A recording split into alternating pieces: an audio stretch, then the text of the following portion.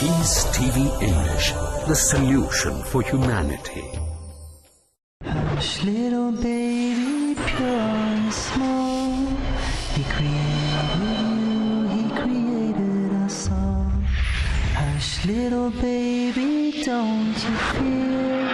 We're never alone when Allah's so near. Hush, little baby, breathing so calm. He'll protect us all and keep us from harm. Hush, little baby, still and serene. You are a Muslim, Islam's your deen. Hush, little baby, pure and small. Bismillah ar-Rahman ar-Rahim. In the name of Allah, the most merciful, the most compassionate. Welcome to this program, and the theme is, are we good teachers? Can you be an effective teacher? Yes, and beneath this we discussed some topics, and we said that one of the things here is the interactivity, and the other topic that we are discussing today is distributive focus. The focus of the teacher should not be on one thing at the expense of others. In other words, we have knowledge, we have concepts, and we have skills. And most of the teachers in the past used to think of only of knowledge and disregarding concepts and skills. We were giving some examples about the seerah of the Prophet ﷺ, and we gave some examples of the knowledge. We said mostly the seerah of the Prophet ﷺ falls under knowledge. And then the concepts, we mentioned few examples. Of course, there are many others.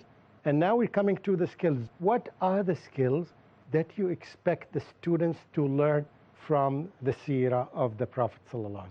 Skills. We may differ. I'll give you one example to help you.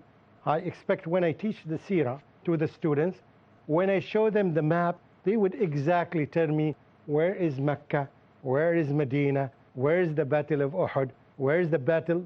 And that's why all the time you need a big map in your class. This is a skill to know. And when he migrated, he took this route and he didn't take this route. We need to link them with this. This is a skill. And this requires, for example, a map all the time. Yes, you can use it, of course. The internet, big screen, that would be wonderful. Otherwise, you can get a map. But the most important thing is that and this can be part of the exam. They locate the places where the battles happened. Okay, what other skills do you expect them to learn from the seerah? Leadership skills, as in how a true leader should be open to others' opinions, like the Battle of Ahzab. The idea of having trenches was given by someone else, and the Prophet was open to it, because that was very, that was what worked for everyone. I think this fits. It can be the skill of being a leader. Your idea of a leader need not always be binding. You need to be open to what others have to give. I think this can be one of the skills of learning seerah. Yeah, okay? There could be a skill of approaching. The Prophet's way of approaching was always positive first, and later he would come on the negative or skill of approaching people. The way he or dealt handling. with people. Yes, I think this is another skill, which some of them may fall under leadership and some of them may not necessarily be under leadership. There was another hand here. Skill of being a good husband. Skill of being a good husband. I think there is a message here. Yes.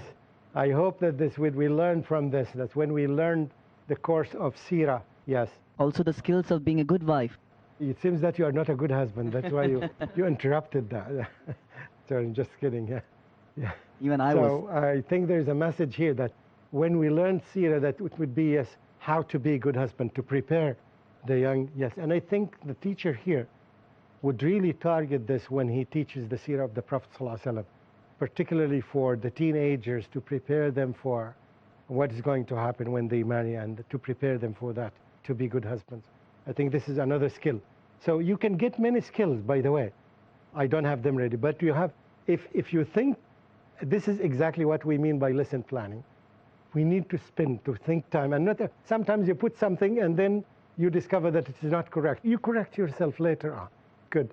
Yes. Somebody want to say something? Yes, please. Skills in handling personal crisis as well. Okay. Of course. Skills of handling crisis. Family crisis, personal crisis, yeah. National crisis. Good. Yes. Skill of analyzing. Yes.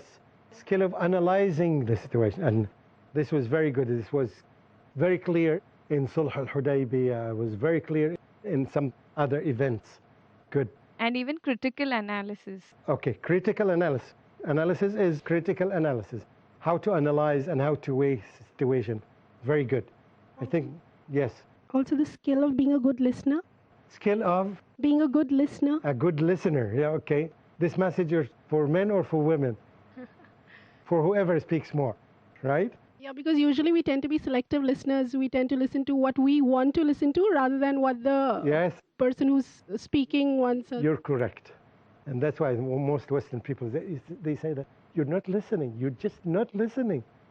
The message is there in what they say, but the people is not listening, especially when there's a dispute or sort of a fight. Yes, I think the list doesn't end here. We can bring as many as well. But I gave you some example. We got flavor of getting this now into the seerah. Can we move to another subject and try to apply this? Let's take a subject that we didn't discuss before. How about aqeedah? Where do you think that the focus is? Is it on knowledge or concepts or skills? Aqeedah, huh? Concept. Concepts, and I think concepts and knowledge. Okay? Because in knowledge, you said that Allah is Al-Ghafur, Ar-Rahim. All these are some information about Allah subhanahu wa ta'ala. You need to have concept. Okay, let's begin from the left. Okay, here, the skills. What are the skills that are needed in a subject like Aqeedah? It's not necessarily that there are many, but when we explore them, we may find some skill in Aqeedah. Person is skillful in Aqeedah.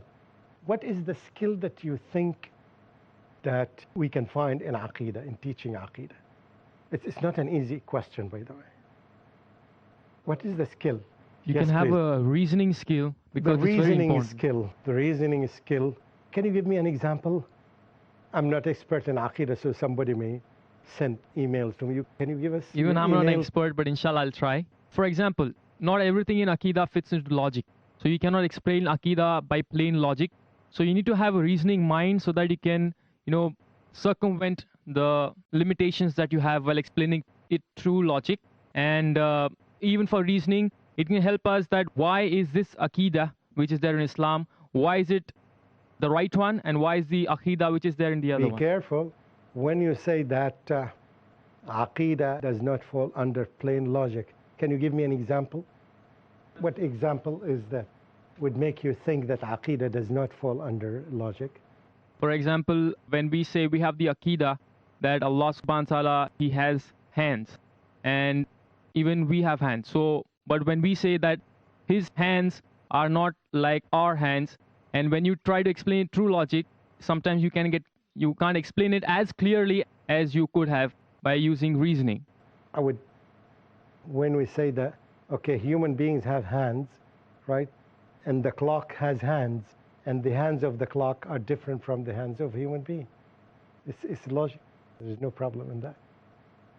Anyway, so I don't want to get into that, but let's rethink of the matter. What skills do we want to acquire when we talk about Aqeedah? Yes? Skills in differentiating between the right and the wrong. Okay, we're coming this skill of differentiating between what's right and what's wrong. Okay, can you tell me how can we reach this from Aqeedah? Like for example, somebody tells us deviated form, or somebody makes a deviated statement, which is very general, which is very common, especially regarding a dead man.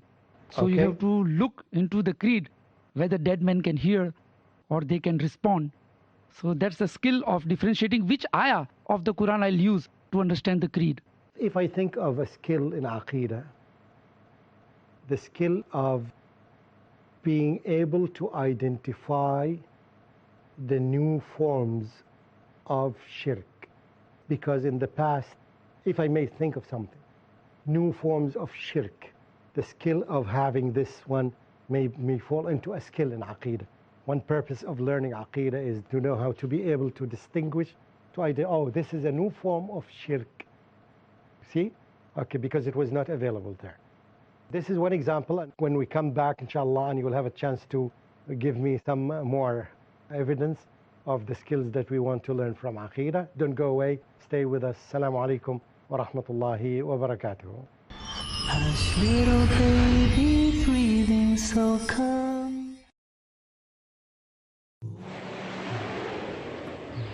A friendly message by Dr. Zakir. The last testament of God. It is a proclamation to humanity, a fountain of mercy and wisdom, a guide to the erring, a warning to the heedless, an assurance to those in doubt, a solace to the suffering, a hope to those in despair.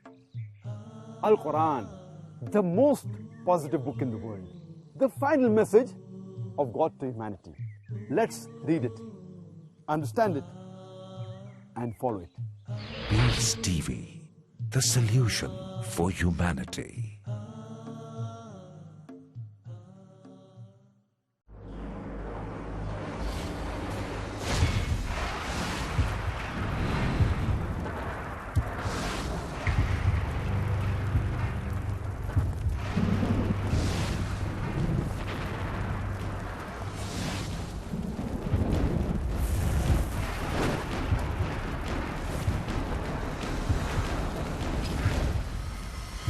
Every human being can agree to disagree or disagree to agree.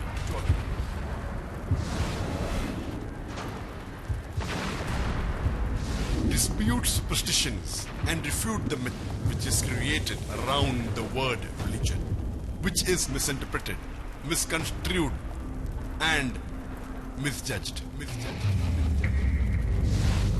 Let's wake up from delusion. And step into the world of reality with confidence. Find all the answers to confront or defy, reject or accept, dispute or challenge when caught in crossfire. Misconceptions clarified, falsehood exposed, and truth revealed. Discover the reality with Dr. Zakir Naik in Crossfire every Saturday at 8:30 p.m. and repeat telecast at 12:30 p.m. UK on Peace TV. Islam covers all aspects of this life and the hereafter. We begin with the letter A. A is for what? A is for Allah subhanahu wa ta'ala, the creator of the heavens and the earth. The do's and don'ts, the freedom to choose, to decide our way of life. My prayer, my fasting, my zakah, my hajj, my slaughter. As per our wise creator's will or our uncertain human will. Everything is only for Allah subhanahu wa ta'ala. Bilal Ismail. Purification, a super important matter in our Sharia, as we will learn A to Z of purification. Appreciate the holistic approach of Islam in dealing with various affairs of life in A to Z series. Every Monday at 8 p.m. and repeat telecast at 8:30 a.m. UK on Peace TV. Hush, little baby, breathing so calm. Bismillah ar-Rahman ar-Rahim. Welcome back. We were discussing a very interesting topic, is what are the skills that we need to teach our students when we teach them Aqidah. So now we got at least one, it's the skill of identifying new forms of shirk, right? For example, can we get others? I've seen some hands raised here. Okay. Skills of questioning. Skill of? Posing questions. Forming questions? Yes. Okay, skill of forming question, but this is applicable to any subject matter. I want something specific. This can be, of course, applied. I said that one of the skills that I want to teach my students is how to form questions. Of course, it can be, but this is not on the top priority. We're talking about things that are more specific to Aqidah than a general thing. You can apply this skill to any subject matter, right? So no wonder you can add it, but it shouldn't be on the top priority. It can be one of the objectives that you want to achieve throughout the whole year, how to formulate questions. Yes, another thing? Yeah. Skill of conviction. Skill of conviction. Not being easily influenced by, other outside influences, no matter how strong they are. Oh, you mean a skill of resisting false belief. Skill of resisting false belief. I don't know exactly whether it is a skill or not, but it's okay. We can rethink of it. Skill of resisting false beliefs. Of course, this skill can be acquired by learning the sound beliefs, right? Okay, another thing? Yeah. Priorities in our lives. The skill of prioritizing things in our lives, like Aqidah is the number one. Okay. This should be strong. This is the foundation. Okay. Even in Aqidah, are there things in priority in Aqidah? Absolutely. Such as what? What is in the top? First is knowing your Lord, your Creator. Tawheed, for example. Tawheed. Okay. Then For Risala. example, yeah, okay. Then we have belief in Akhirah. Okay. Then we have the belief in the other pillars of Iman. So can you find an order in that? So we're coming back. The skill of, can you say it again? The skill of? Skills of prioritizing things. Prioritizing things. This also can be learned from the seerah, by the way. Anyway, you see how difficult it is. But you have to bear in mind that they are not equal. The amount of knowledge may be too much here in one subject, and maybe, yes, the amount of skills in one subject here it may be high. When we talk about languages, for example, the skills. All languages are skills, mainly. 95% or more in any language is skills, you see? So it varies from one subject into another. Now, let's move to the last part of each our program here. What would you do now when you go back? Tell me, kind of pledge or promise. What will you do? What will you change in your classroom? Tell me something really very specific. And when I say you will answer I, right? Okay, good. I'd like to hear, please. What I would like to do, inshallah, is... No, not what would I like to... I will. I would do this, inshallah. Okay. What I will do, inshallah, yes, is teach the students about Aqidah. And as already discussed, I think so before, tell them to compare the Aqidah, what we have, as to the false beliefs that other people have. Okay, and you were not... The skill of comparison. You were not doing this before? I will be doing it, inshallah. No, you were not doing this before. Not that much. If you had been doing this, so there is no need for you to speak. Tell me something that you are really going to change in your class based on the information that you got here. Yes. While planning my lesson plan, I would definitely include knowledge, concept and skills, where I should highlight on these 3 points how much I can. This is very practical. So in my lessons plans, which are not available now, yes, I will highlight these things: concepts, knowledge, and skills. Inshallah. Very good. Inshallah, very good. Jazakallahu khairah. This is very clear. Yeah, okay. What else? When I read any textbook or any material related to the subject, I'll make sure that I'll highlight it with different colors. Okay. This deals with knowledge, this deals with the concept, and the other one deals with skills. Good. I'm quite sure that this was not done before. Anyone. But now you can do this. This is very good. You go through the textbook. You go through the textbook. And you can use one for skills, one for concepts, and whatever is left is knowledge. So you can do it that way anyway. So, but you can use 3 colors. If you go through in your time, and when you even read any book, this is one of the things, by the way, sometimes we ask the students when they read something, and we ask them, what are the facts? What are the opinions that you see in the text you read? This is a wonderful thing that we would do with children. Yes, when they read a text, there are some facts and something that's opinion. Can you differentiate between these and these? Okay. Can you react to the opinions? Yes. You cannot react to the facts, right? Okay. You can react to the opinions. So this is something good too, to go back and study your textbook and try to highlight, to make highlights for it. And this helps you a lot, by the way. And you will see the impact on your children. They will speak something that's different. Knowledge, concepts, skills, something that they were not talking about before. Okay, what else? Inshallah, just similar to what brother said, I would use this on the soft board. In the classroom, the soft board, where I will place this knowledge, under that the things which come under knowledge, concept, which comes under concept, and skill. So that tomorrow, when they come up to speak, they know this will fall under the knowledge, this will fall under the concept, and this will fall under the skills. This would be very good. Yes, another thing that you may think of is asking the students, put a page to them, especially if in the hard level, and ask them, what are the skills here? What are the knowledge here? What are the concepts here? If they can identify it, show them something and try to see whether they can get it by themselves or not. It's not necessarily you all the time you give them, you teach them. Yes?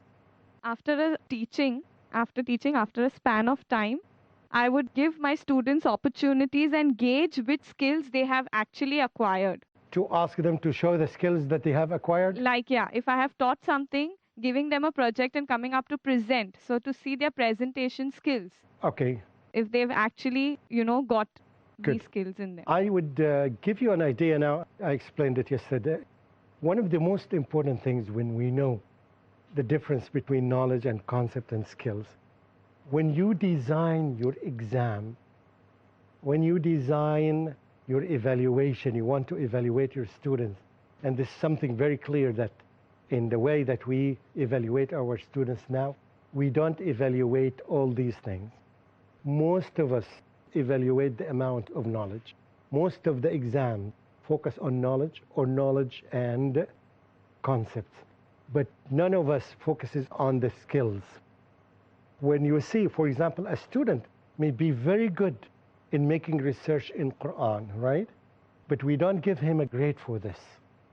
So it becomes unfair for us when we evaluate them. That's why we said, yes, the first thing, when you design a diagnostic exam, an exam that's given to a student when he or she enrolls in your school, the best thing is that when you design an exam, yes, that comprises, that includes all these items, knowledge, concepts of the subject, and the skills of the subject, in order to have clear idea about your students. Not all the companions were skillful at the same level of the Quran. Some companions had the skill of memorization. Some of them, like Khalid ibn al-Walid radiallahu anh, didn't have this skill as much as others. So they were different. Some of them had good, even some of them like Umar ibn Khattab radiallahu anh, in the skill of expectation, expecting some verses that will come from Allah. So this skill, an amazing skill from Umar ibn Khattab radiallahu anh. I hope you don't have this skill, right? Don't teach your students this skill, okay? You can teach it in a smart way, but you have to be very smart, otherwise you will make problems. Okay, when you teach them a verse like about يسألونك عن الخمر والميسر قل فيهما اسم كبير ومنافع للناس واسمهما أكبر من نفعهما. So you ask them, okay, now the Quran says that, yes, it doesn't say that the khamr is haram. According to this verse, is khamr haram? No, it's not haram. It has some sin in it, but it doesn't say that it's haram. So what is the situation now? If somebody comes to you and says that here is what the Quran says, you understand what I'm saying. You put him in a challenging question. By the way, you ask this question to many Muslims, they cannot answer, but you can guide them. Okay, of course, later on they will know that these verses were abrogated. Do you know abrogation? Okay, they were abrogated. They were cancelled by another verse. إنما الخمر والميسر والأنصاب والأزلام رجس من عمل الشيطان فاجتنبوه. Here you are telling them that when you introduce the concept of abrogation, الناسخ والمنسوخ, that's why you say that Quran has lots of concepts. And the more you understand of the concept, the more you will have clear idea. It will be like Dr. Zakir Naik when he responds to people's questions now. This is really what we need, focusing on the concepts like this, because they solve millions of questions. So at least now when they know the concept of nasikh and mansukh, later on when they are confronted a question, they would say, I don't know. They may be mansukh. They may be abrogated. I don't know, but I have to make search. And they will start asking questions, asking scholars and referring to. So this is another thing that you pay attention to. Now, we have 2 minutes left, and I am so merciful. I will give you the opportunity to ask me some questions in these 2 minutes. Okay. Or I'm so democratic. Yesterday, some people were very sensitive. Okay? Sheikh, you spoke about nasikh and mansukh, theory of abrogation. But there is another group of scholars who say that by revealing the verse that which you said of Surah Baqarah chapter 2 verse 219, which talks about being more harm in alcohol than the benefit, it still holds true even today. Okay. So there is nothing of cancellation kind. Then the next verse that which was revealed was Surah Nisa chapter 4 verse number 43. La taqrabu salata wa antum sukara. That do not approach prayer in the state of intoxication, which holds true even today. And then the final revelation came of Surah Maida chapter 5 verse 90. Ya ayyuhalladhina amanu innamal khamru wal maisir wal ansabu wal azlamu rijsun min amali shaitan. Okay, so which makes it which ayah should I go with? The final ayah holds true for making it haram. But the two ayahs that which were revealed before holds true even today. There is some benefit in alcohol even today, but the sin is more. We should not drink alcohol while you're approaching salah. No, if somebody said a statement that this verse does not say khamr is haram, can you say that this is wrong? We take the Quran as a whole. Anyway, it's a good comment. Thank you. Okay, let's get another question. Silence is gold, I know. Any question? Any comment? Please, pass. Yeah. As when we were doing the discussion on Quran, and we just said that in skills, we were talking about dawah, that dawah cannot come under skills. So I just wanted to ask, can it come under the category of concept when we are doing teaching about the Quran? Okay. The time is over now, and I think we will assign a specific session for the issue of dawah, and we can classify what concepts that we need and what part of knowledge that we need, inshallah, in our dawah. Jazakumullahu khairan. Thank you. Inshallah, we'll meet in a new episode. Wassalamu alaikum wa rahmatullahi wa barakatuhu. Little baby, pure and small, He created you, He created us all. Hush, little baby, don't you fear, we're never alone when Allah's so near. Hush, little baby, breathing so calm, He'll protect us all and keep us from harm. Hush, little baby, still and serene, you are a Muslim, Islam's your deen. Hush, little baby, pure and small, He created you.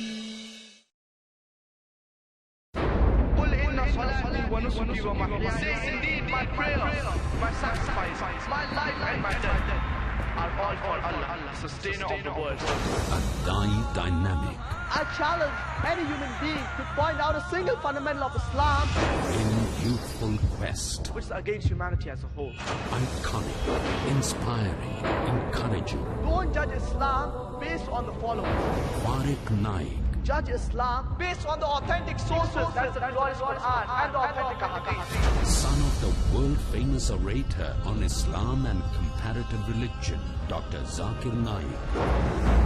Allah subhanahu wa ta'ala is giving us an opportunity to do a prophet job and to earn a prophet reward. A star above par in Teens Star.